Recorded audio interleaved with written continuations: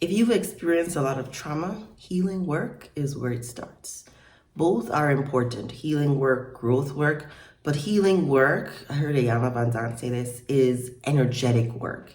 It's really about removing the trauma from your body. It often involves vibrations or physical movements to literally move the trauma out of your body.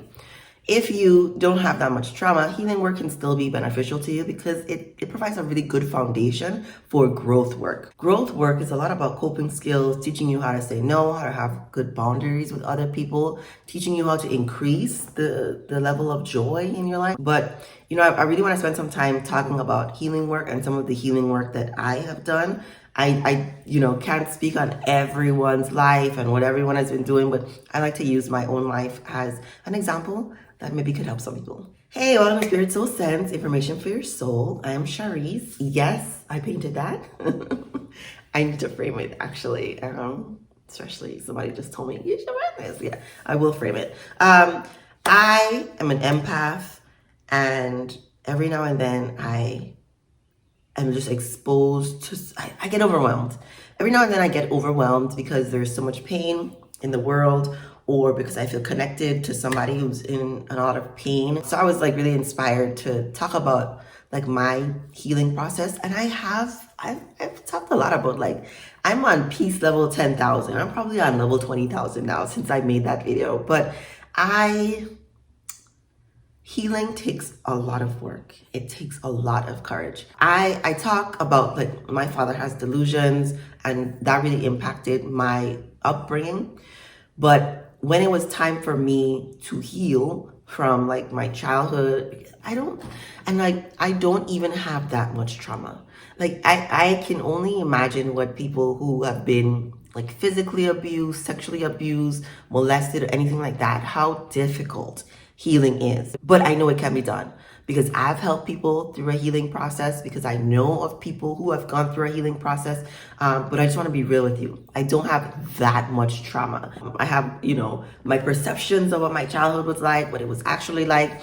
And I'm just saying, everyone can heal. It's really about doing the individual work to be healed. A lot of time it's like you don't have the information to heal, all that stuff. I'm here to help. Okay. So just for like some context, when I had my first therapist, and it's like you even have to decide for yourself that something is not right or that you want to be better, and then make the decision to go see a therapist. So we skipping all of that. That's a whole other video. When I saw my first therapist, I knew that I needed to do some healing, because every time I talked about my father, I would start crying. I don't care what I was saying. Oh, he went fishing, and I went, and it was boring, but I don't care what I was talking about, or the time I was like, I would start crying.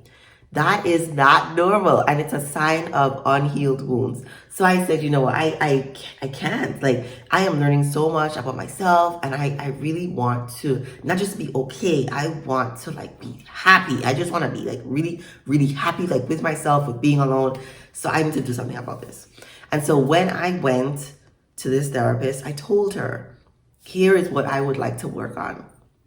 And she did EMDR with me, which can be done different ways. It's an eye movement intervention to help reprocess sort of the brain. It can help to move out trauma. But that's not how we did it. There's also a style of EMDR where you have pulses. And so she gave me like two balls. Were they balls? And while I was doing guided imagery, while I was discussing my feelings about my father, while I was going back to some of my first memories with my father, these pulses would be going on. So they would alternate hands. So I really recommend EMDR for people who have had trauma, because it literally helps to recalibrate your body. It was so helpful. I think I saw her for at least 6 months. Did I see her for a year? This is the same lady who used to fall asleep on me. But, there's an exchange in life. I have better boundaries now. Like, I wouldn't see a therapist to fall asleep. But I got what I needed from that experience. And at the end of it, I could see my father more whole, like as a whole human being with, issues and a history, and someone who, couldn't meet all of my expectations, but being okay with that. I definitely stopped crying whenever I talk to my father. I'm a crier. I'm like a crier. But I definitely stopped crying, just having this like uncontrollable emotional reaction to the thought of him not being the expectation or what I wanted from my father. Right? That was the healing work that I had to do. I have a woman who I call my healer. I actually haven't seen her in, I guess, 2 years maybe. But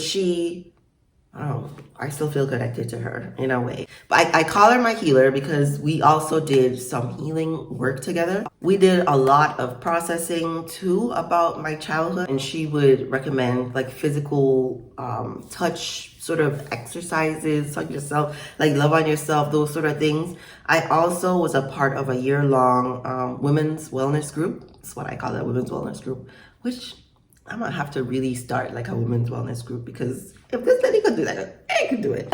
But they had talked about, tapping. I don't know if you've heard of tapping. I've never done tapping, but I have done like a energy movement. Like especially when you're feeling really anxious or really angry, one of the things you can do to help move that energy from out of your body is like a physical movement, like a whooshing. I know people do like the tapping. I don't really do the tapping. I do a lot of holding my heart, that kind of thing.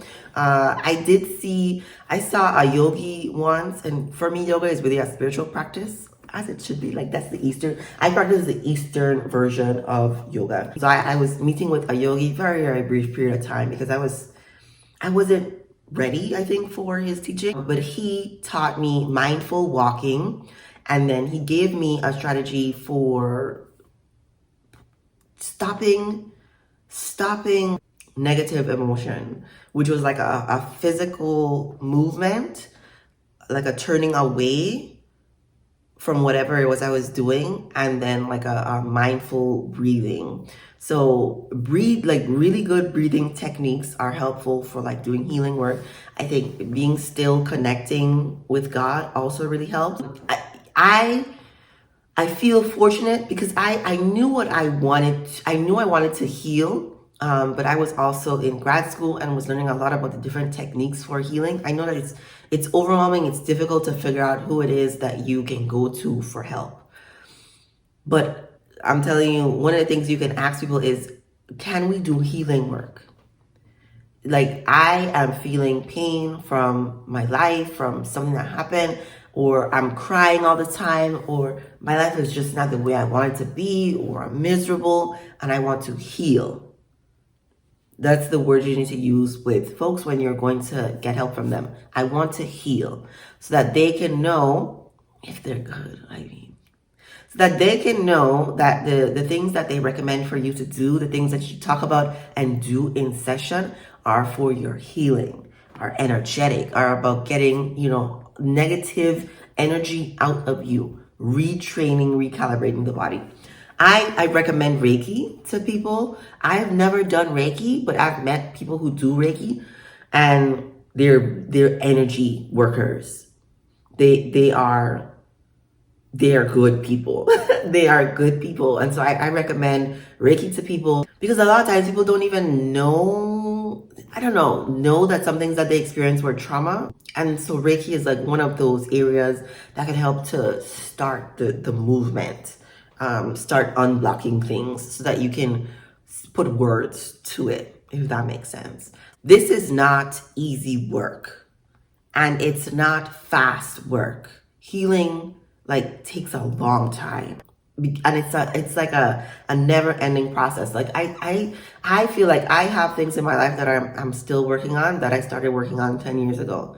I'm much better at them now, but The healing from those also exposes other area of your life, and like the healing really never stops. The growing evolution, it never really stops. What you're going to become better at dealing with life, better at dealing with the valleys of life, because there's still going to be valleys, there's still going to be things that you're triggered by, but you should be able to get to a level of peace and joy that you're content with. Not that you have stopped striving for more, but that you are able to enjoy your life.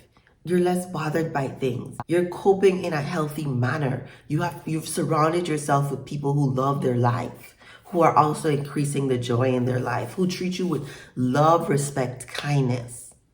Right? Like, you have so much good in your life that it outweighs anything negative.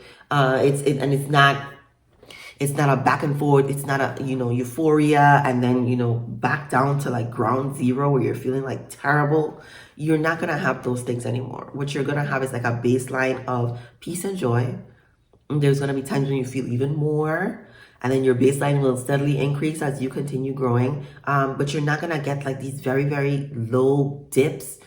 Well, I mean, life throws some curveballs, but I mean, you're not gonna, on a regular basis in a pattern, get these very, very low dips that are happening in your life. What you're going to get is life teaching you something new, you growing, strengthening who you are. But this comes like after you've healed any of those, trauma or unmanaged mental illness. Like you gotta heal. And healing yourself, because we can only focus on ourselves. There might be people we want to heal so badly, and we think if we give them this book, if we refer them to this therapist, if we take them here or there, that they're gonna heal. Everyone has to do their own individual work. Some people do not get it in one lifetime, and that's okay. What I can do is be the very best version of myself, because as my consciousness elevates, I elevate the whole world. I am a ripple effect to the people around me, because people can see me living my best life. It's not like my life is really, really good. I am so blessed and highly favored. I'm so thankful. I'm so thankful that I am Shareece, that I have the problems that I have because I can handle them. I'm like really, really, really grateful for the life I've lived, for the things I've been through. And I'm just saying, I had years of like really, really hard, difficult healing to do, but I did it. And I'm here on this YouTube channel wanting to help other people. Just bring awareness to your life so that you can live your best life. Let me know what you think in the comments. Remember to like, subscribe, share this video with someone you think it may help, and thank you for watching.